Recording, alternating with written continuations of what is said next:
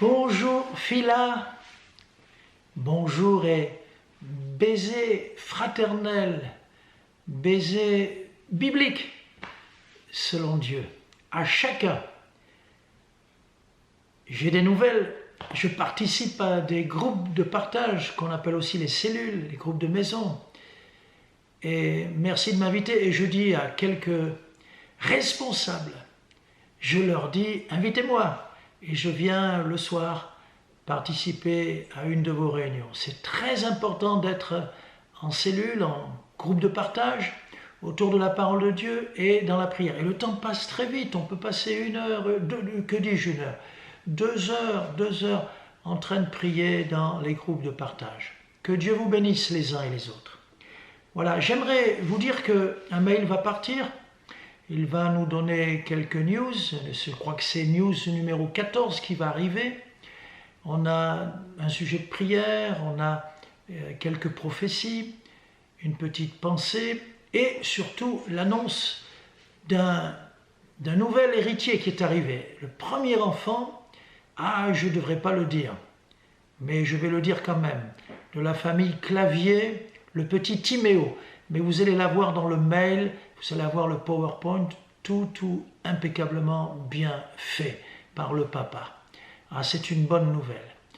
Je vais aussi vous demander d'aller voir, parce que ça grossit, les études de Jonas, pratiquement terminées, et l'Apocalypse aussi, une dizaine d'études sur le premier chapitre de l'Apocalypse. Premier et deuxième chapitre.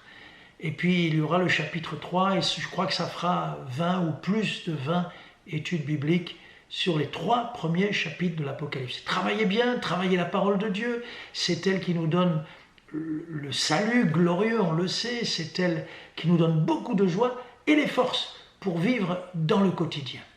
Avant qu'on ouvre la parole de Dieu, nous allons chanter, mais je veux remettre à la grâce du Seigneur ces moments. Je veux lui remettre nos vies aussi pour qu'il nous conduise ensemble. Alléluia. Seigneur, merci pour ces moments. C'est quelque chose de sérieux, de profond. Nous voulons que tu nous parles par un chant, tu nous parles par ton esprit qui est à l'œuvre dans nos vies, tu nous parles aussi par ta parole.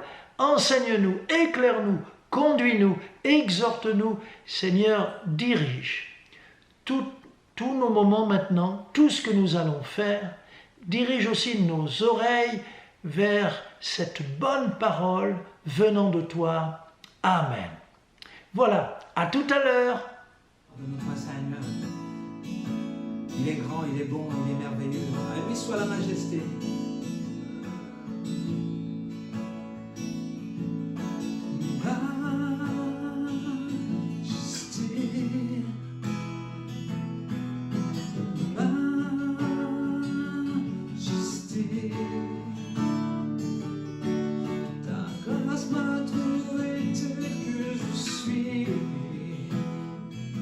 Sans valeur, mais pour toi, perle de prix. Nous chantons majesté.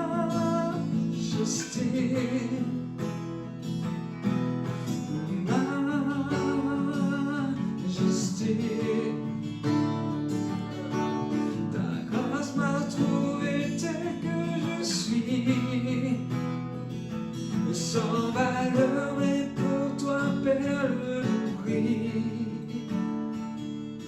Proclamons ton nom, me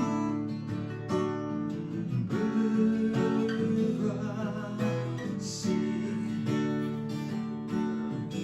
à genoux devant ta face.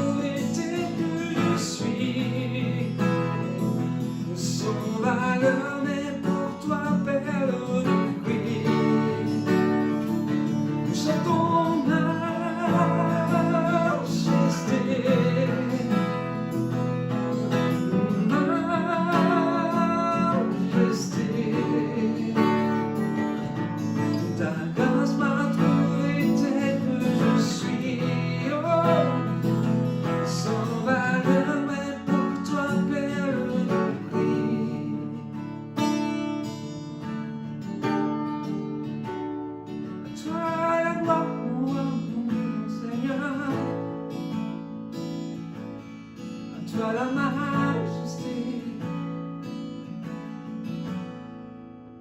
Coucou Phila, voilà, nous sommes en direct et je vais vous présenter Johan qui va nous donner son témoignage. Johan, quelques-uns le savent, c'est le mari de Pascal, une des réunionnaises qu'il y a à Phila, à une petite île mais qui compte beaucoup de gens à l'extérieur et surtout beaucoup de chrétiens. Alors Johan est là, il va nous raconter ce qui s'est passé. Johan, à toi la parole. Qu'est-ce qui t'est arrivé pendant le confinement? Alors pendant le confinement, j'étais un peu stressé, angoissé, j'étais pas bien et À cause de quoi? à cause du Covid-19, Oui. donc, j'étais angoissé pour mes parents, pour ma famille, pour tout le monde. Voilà, je voyais tous les jours les informations et j'étais un peu Inquiet. inquiet de voir tout ça. Et un jour, Pascal participait à une réunion avec son groupe du culte et Sur Internet. sur Internet. Et au moment qu'ils sont en train de finir, à se dire au revoir, je passe. Il y a Adrien qui me dit coucou Joao, ça va? Et tu le vois à l'écran. Et on se voit et j'ai dit non, ça va pas du tout. Et là, j'ai craqué et j'ai dit non. Et voilà, et à partir de là, bah, ils m'ont Suivi. suivi, ils m'ont remonté le moral, ils m'ont fait voir beaucoup de choses ils étaient là comme des frères. Et Ouais, tout le petit groupe de maison qui tout le monde était, me parlait, tout le monde a voilà, prié pour qui était en moi. vidéoconférence, ils te voyaient, priaient pour toi, Ils ont prié pour moi. ils t'encourageaient. Exactement. Et à partir de ces jours-là, je me suis senti une autre personne, quoi. Je me sens plus Parce que tu as ouvert ton cœur au Seigneur. J'ai ouvert mon corps au Seigneur. Avec Pascal, on prie ensemble. Waouh. On a prié ensemble. J'ai dit à Pascal, viens dans la chambre, on va prier ensemble parce que Ça, c'est le plus beau cadeau que tu puisses pas- lui faire. je suis pas bien. Et on prie beaucoup et on a décidé de faire des projets, d'avancer dans notre vie. Bien. Et je suis une autre personne. Eh ouais, et tu pleures d'émotion là. C'est de l'authentique, c'est ça qui est bien. Et je suis touché. Oh, Johan. Je suis touché pour tout ça, pour toi aussi, pour nous. Alors, Johan, oui, je sais, moi je t'avais vu, on avait parlé, mais tu vois, ça veut dire qu'ils ont bien fait. Ta femme a bien fait de prier pour toi. Oui, je sais qu'elle a prié beaucoup pour moi, même avant. J'ai demandé pardon pour toutes les erreurs et les bêtises que j'ai faites. J'ai demandé devant Dieu. Je l'ai promis devant Dieu aussi que Alléluia. on fera un petit bébé aussi parce que c'est son rêve. Et on fera un petit bébé Très bien, très bien. de notre amour. Je sais que ça qu'elle veut trop. C'est comme si tu venais de te marier avec elle alors. Exactement, je suis une autre personne et j'ai envie de... Alors, qui est Jésus pour toi? Qui est Jésus? C'est le maître, c'est le Seigneur, voilà, c'est lui qui commande ma vie maintenant. J'ai mis mes fardeaux à ses pieds, je lui ai demandé de m'aider Waouh. et qu'il ne m'abandonne pas. Parce que malgré des petites bêtises que j'ai fait, je sais que je ne suis pas un mauvais garçon quand même. Oui, mais Je sais qu'il me voit là-haut, il sait ce que j'ai fait ou ce que j'ai pas fait de bien. Mais maintenant, je me sens quelqu'un d'autre. Alléluia. Tu as le désir qu'on ouvre l'église et de venir à un culte? Exactement. J'ai envie de participer à tes cultes là-bas et que tu me fasses le baptême par la suite aussi. Oh, C'est alléluia. Un de mes rêves aussi, que tu le fasses. Waouh. Et avec toi. Alors, si tu avais un ami qui ne connaît pas Jésus, qu'est-ce que tu lui dirais, Johan? Je l'ai déjà fait, un ami qui est au Portugal, qui s'appelle João aussi, qui est dans une mauvaise situation aussi. Je lui ai même envoyé la chanson de l'esclave de la peur en portugais pour qu'il comprenne que voilà. Et je lui ai dit de demander pardon à Dieu et de demander pardon aux gens qu'il fallait demander pardon.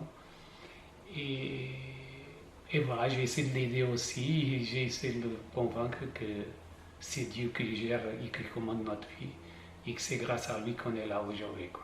Waouh, Johan, tu nous donnes envie vraiment Ouais. d'aller à ton baptême, mais on y sera, c'est sûr.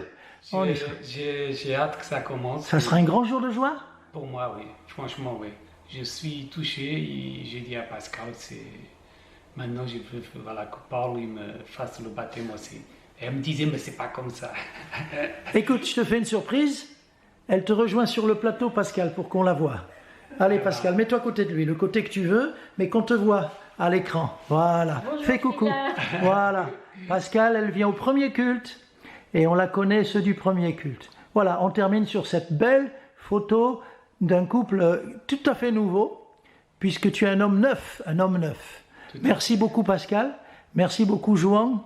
Et merci de nous avoir encouragés. Merci. Alléluia. Merci, Amen. Amen. Amen. Amen. Nous voici maintenant autour de la parole, cette bonne parole de Dieu. Ce livre qui, bien avant nous, bien avant, au cours des âges, on pourrait dire, a touché, réjoui, bouleversé, fortifié le cœur d'hommes et de femmes comme vous et comme moi. Nous avons besoin du pain quotidien.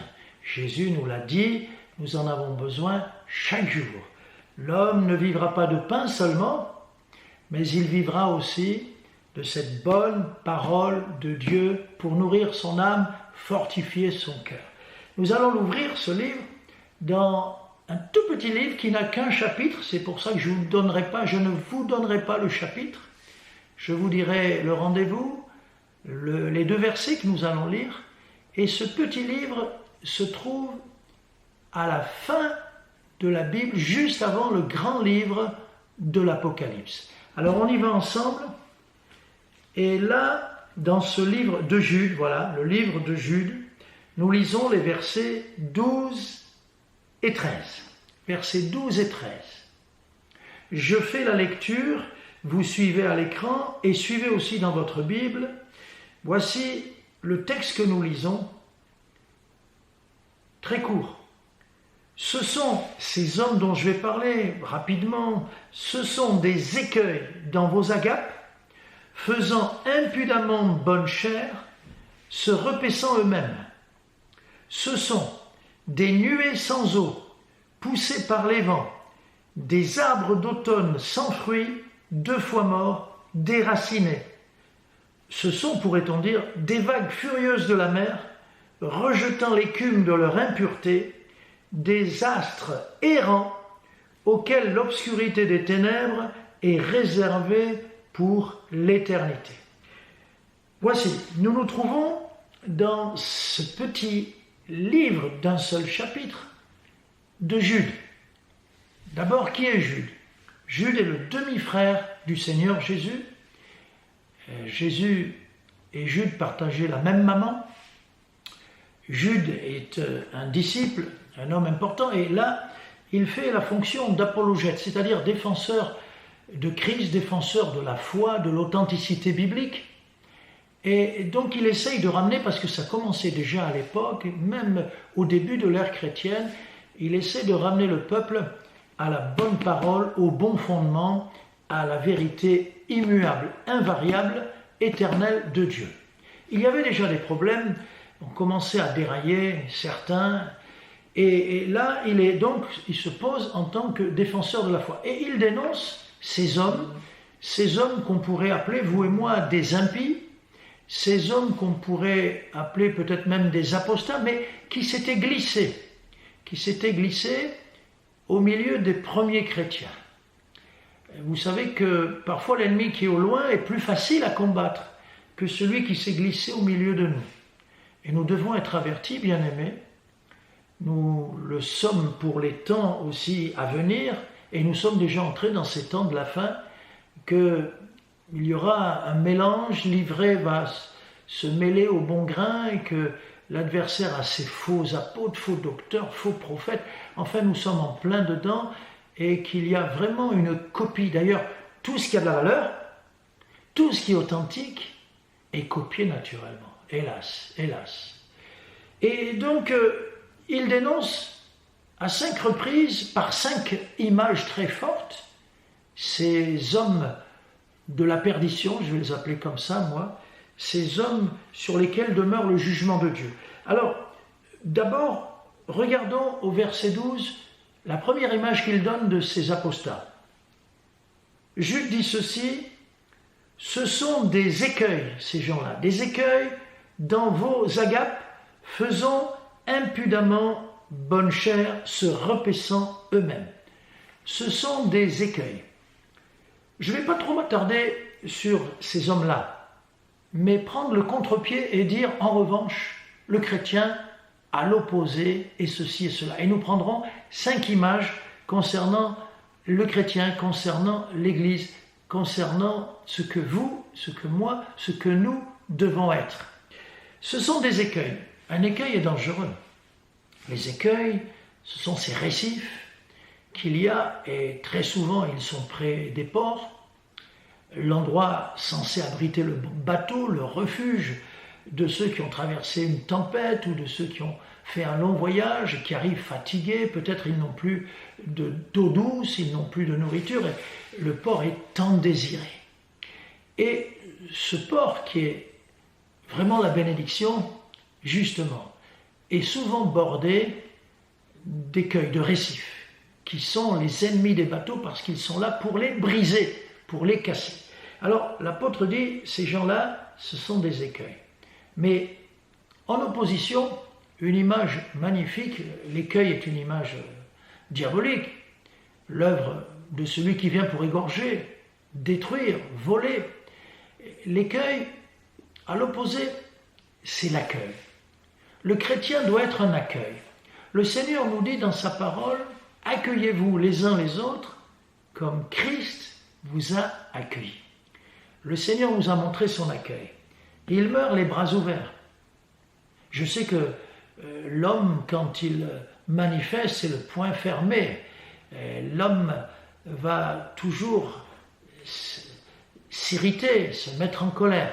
Mais le Seigneur, quand il meurt injustement et qu'il donne sa vie pour vous et pour moi, le Seigneur meurt les mains ouvertes, les bras ouverts, pour nous accueillir. À la croix, il accueille le brigand repentant, il accueille l'homme riche, Joseph d'Arimathée, qui lui donnera son sépulcre. Il accueille, en tout cas ce qui est sûr, il accueille tous ceux qui viennent à lui. Jésus a dit, venez à moi, vous tous qui êtes fatigués et chargés, et je vous donnerai du repos, la paix pour vos âmes. Alors le Seigneur nous a montré comment il fallait faire, et il nous dit d'être ses imitateurs. Et il nous dit donc de nous accueillir les uns les autres. Je crois que si le monde avait cet état d'esprit, si dans notre société, on savait s'accueillir les uns les autres, il y aurait beaucoup moins de problèmes. Qu'en pensez-vous?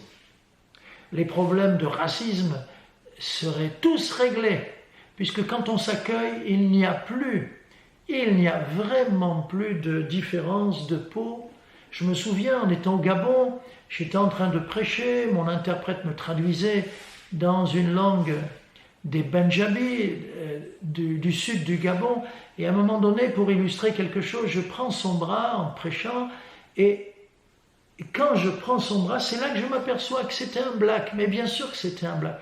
Pour moi, il y avait une telle unité et une telle amitié, une telle communion que je ne pensais pas qu'il était différent de moi. Il était différent à l'extérieur, mais à l'intérieur, ce jeune interprète, ce jeune prédicateur était comme moi, mon frère, du même Père Céleste, du même Père Céleste. Alors, nous devons accueillir le nouveau qui vient, ne pas le juger à sa manière de s'habiller. Peut-être on peut penser, imaginer bien des choses, ok, mais ça n'a rien à voir, je l'aime.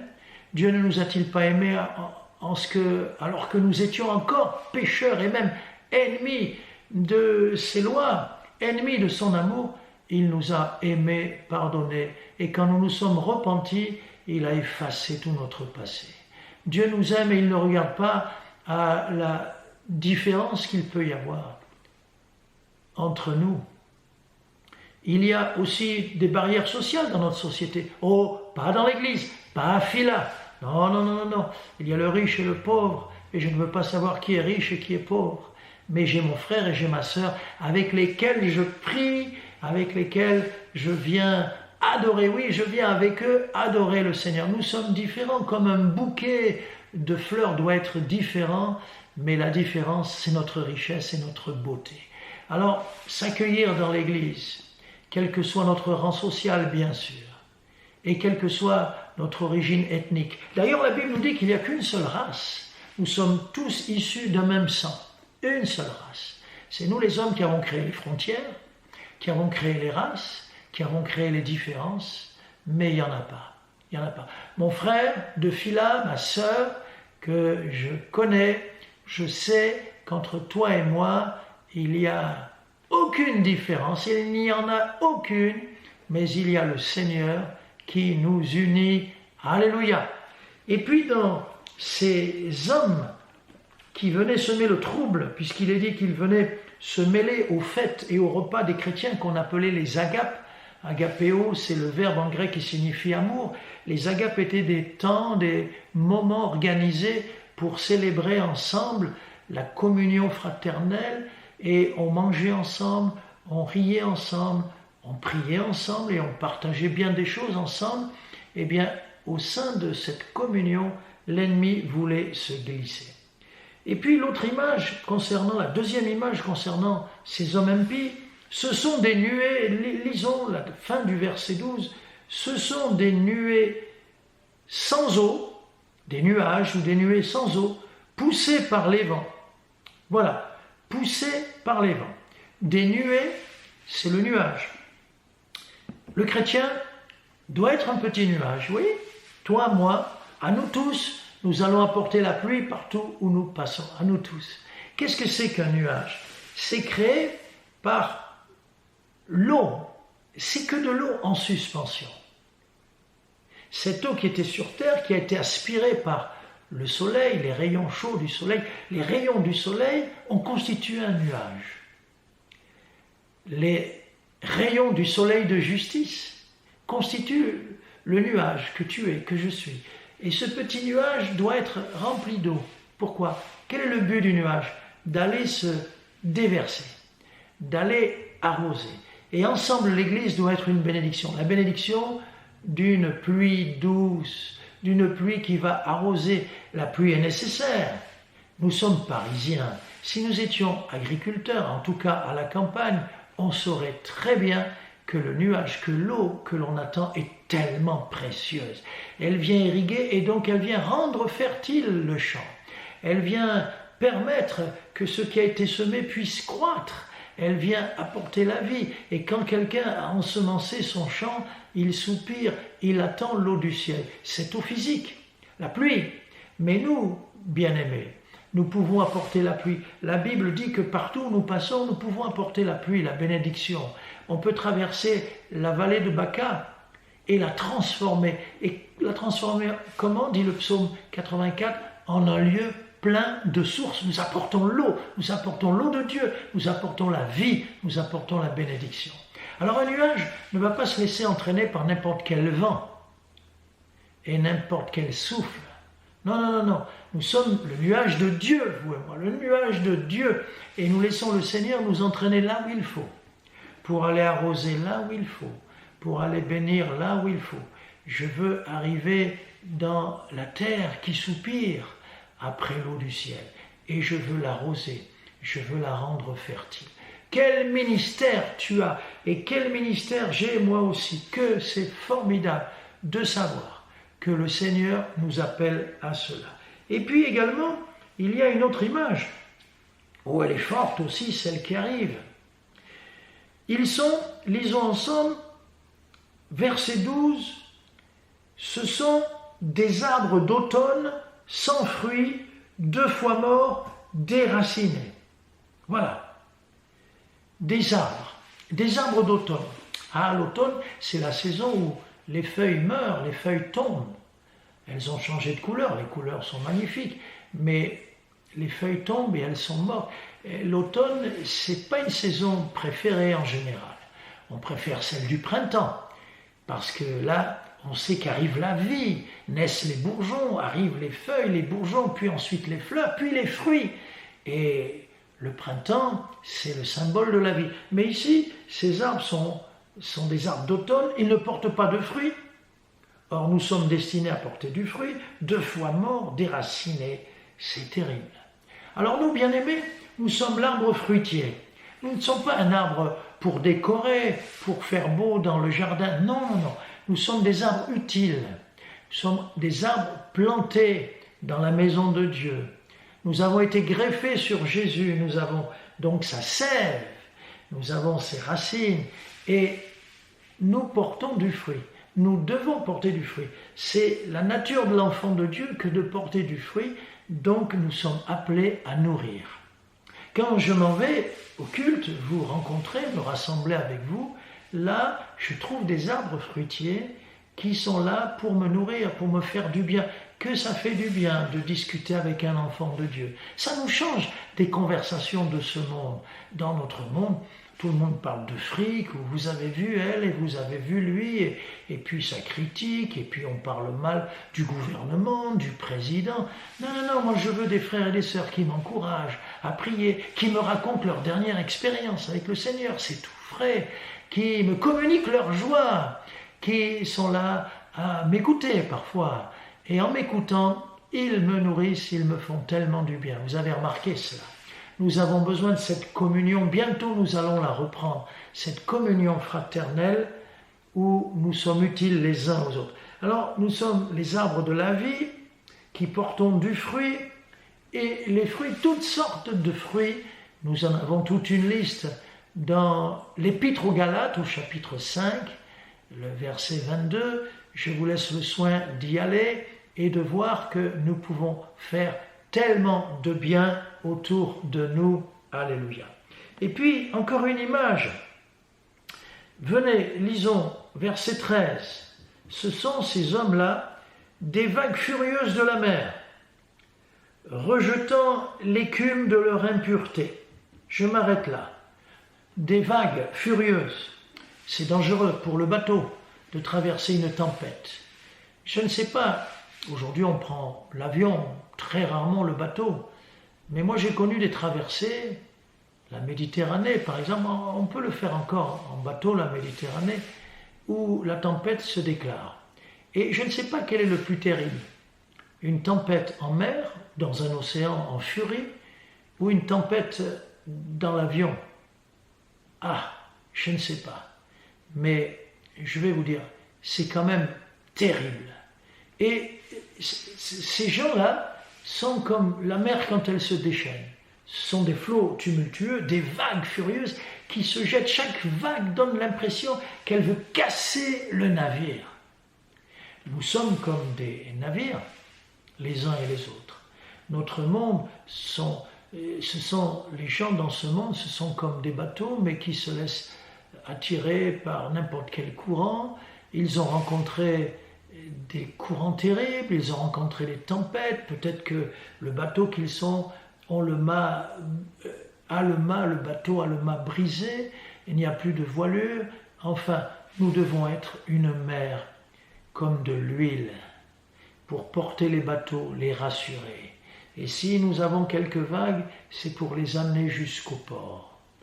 Parce qu'ils ont besoin de repos, ils ont besoin d'être restaurés, d'être réparés par le Seigneur.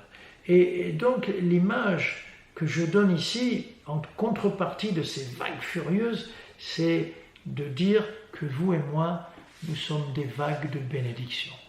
Des vagues vont venir sur ce pays de France, je vous le déclare très simplement. Ces vagues, bien sûr, c'est le Seigneur qui les envoie, c'est lui qui va bénir ce pays.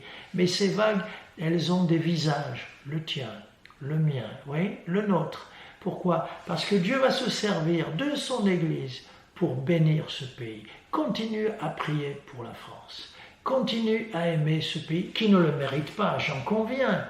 Continue à croire, à espérer que Dieu va faire des choses merveilleuses, surnaturelles dans ce pays. Continue à prier et à croire que Dieu va guérir, que Dieu va relever, que Dieu va restaurer ce pays. Parce que tu es une vague qui arrive et qui apporte la bénédiction. Il nous faut être des hommes de paix, des hommes comme de l'huile, et l'huile, un océan d'huile, n'importe qui veut le traverser. Parce que ça rassure, et ce n'est pas dans l'agitation que Dieu va bénir, c'est dans la paix. Il y aura peut-être de l'agitation autour de nous, mais seuls les hommes et les femmes qui auront un cœur rempli de la paix, un cœur comme de l'huile précieuse douce. Ce sont ceux-là qui apporteront la bénédiction autour d'eux. Alors, nous apporterons non pas l'écume, nous apporterons la bénédiction du Très-Haut. Et puis, je veux encore poursuivre et lire ici dans ce verset 13, mais à la fin, l'image de ces, comment on dirait aujourd'hui, de ces pseudo-chrétiens qui se sont glissés au milieu des chrétiens. Ce sont, donc verset 13 à la fin, ce sont des astres, des étoiles errants, des astres errants auxquels l'obscurité des ténèbres est réservée pour l'éternité. Voilà ce que déclare la parole de Dieu. Il y a un jugement sur leur vie. La Bible est le livre des bénédictions, mais c'est aussi le livre des jugements. Dieu a préparé la bénédiction pour tout homme, toute femme qui le désire. Mais si nous refusons la bénédiction, alors c'est comme ça, nous choisissons la malédiction. Jésus n'est pas venu pour condamner, il n'est pas venu pour nous juger. Jésus a été jugé lui-même par le Père. Il a été rendu coupable alors qu'il est innocent pour prendre notre place. Il n'est pas venu pour condamner, il est venu pour bénir, pour pardonner. Mais si nous refusons son pardon, alors la malédiction tombe sur nous. Il y a eu un gouverneur aux États-Unis, il y a quelques années de cela, qui s'est rendu à un pénitencier. Il y avait un homme qui attendait sa mort. Il était, comme on dit, dans le couloir de la mort. Sa condamnation avait été prononcée. Il est allé le voir pour lui proposer la grâce, le pardon. Le condamné a refusé, avec plusieurs jurons. Il l'a mis dehors et il a refusé la grâce. Et quand le gouverneur est sorti, on lui a dit « Mais qu'est-ce que vous allez faire ?» Il dit « Je suis venu lui accorder la grâce, il la refuse, et je ne peux que laisser la justice suivre son cours. Je pouvais lui accorder la grâce, mais il subira sa condamnation. Et il ira à la chaise électrique. » Et c'est comme ça que cet homme, qui pourtant avait eu la grâce offerte à sa portée de main, a connu la condamnation et a été puni pour ses crimes. Alors nous savons que la condamnation n'est pas pour nous puisque nous avons accepté Jésus comme notre Sauveur. Nous avons accepté Jésus comme ayant été frappé à notre place pour nous apporter le pardon.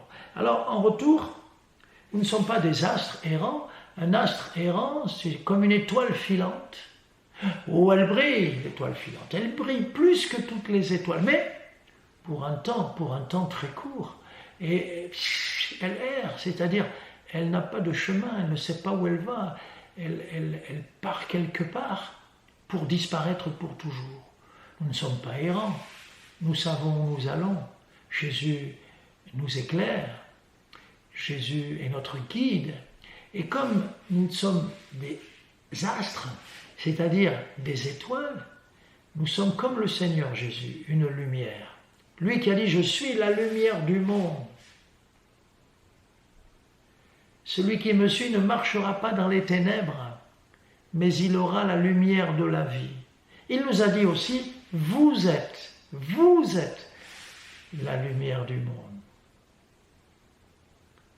Parce qu'il vit en nous, il nous donne sa lumière.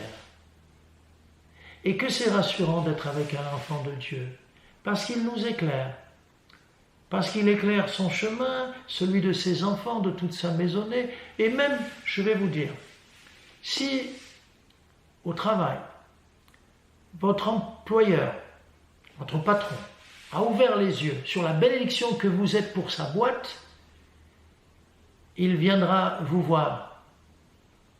Il vous consultera régulièrement parce qu'il aura compris que vous êtes une bénédiction pour lui et pour sa société. Oui, l'enfant de Dieu est la lumière qui éclaire. On sait où on va L'enfant de Dieu sait où il va. La parole de Dieu est son guide. C'est la lumière, cette parole. Ta parole est une lampe à mes pieds et une lumière sur mon sentier.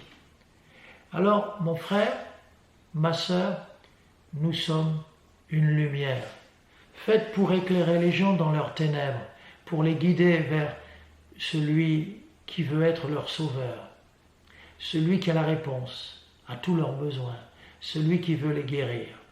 Nous sommes la lumière aussi rassure. Elle éclaire, elle montre le chemin, elle rassure, elle réchauffe. Nous sommes la lumière d'un feu qui réchauffe. Nous vivons en ce moment, nous sortons de crise, mais nous allons replonger dans une autre crise. Qui sait quelle crise nous attend économique, une crise d'une autre sorte, peut-être une crise sociale, avec des émeutes un peu partout. Oh, mais la lumière conduit, rassure, la lumière réchauffe. Alors nous sommes la lumière pour lesquels la lumière éternelle est réservée, et non pas l'obscurité des ténèbres pour ceux qui sont jugés. Nous savons que nous allons vers la maison dont Dieu est le seul architecte. L'homme crée des maisons. Il y a des maisons plus belles les unes que les autres. L'homme est fier de ce qu'il a créé. D'accord. Mais tu peux habiter un HLM. Tu peux, comme certains que je connais, être dans les rues de Lima, sans toit, sans maison, sans appartement. Mais tu sais que ce qui t'attend, c'est la maison dont Dieu est l'architecte. Il a tout prévu. Et elle est magnifique. Lisez les 2 derniers chapitres de l'Apocalypse et vous saurez, avec toutes ces images qu'il y a dans ces 2 chapitres, combien est belle la maison qui nous attend. Et ça sera chez toi et chez moi, parce que c'est chez lui. Et comme il nous a invités à aller chez lui, comme il nous a dit que tout ce qui est à lui est à nous, alors ce qu'il nous a préparé est magnifique. Magnifique. La maison qui nous attend, c'est une maison d'amour, bien sûr. C'est une maison de lumière.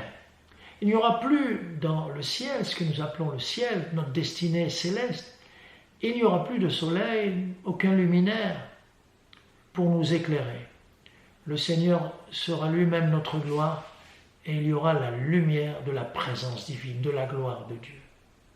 Alors, bien-aimés, je veux résumer ce que nous avons lu, mais Dieu nous dit combien nous sommes utiles par toutes ces images.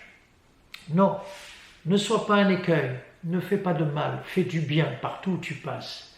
Nous sommes l'accueil, nous sommes celui qui ouvre ses bras, nous sommes celui qui ouvre son cœur pour bénir. Bénis, bénis et bénis sans cesse, c'est ce à quoi, dit l'apôtre Pierre, ce à quoi tu es destiné, c'est ta destinée. Deuxièmement, nous l'avons dit, nous sommes des nuages, même un petit nuage, qu'importe. Je suis un petit nuage qui va arroser, guidé par le Saint-Esprit, conduit par Dieu, qui va arroser, va encourager, va faire du bien.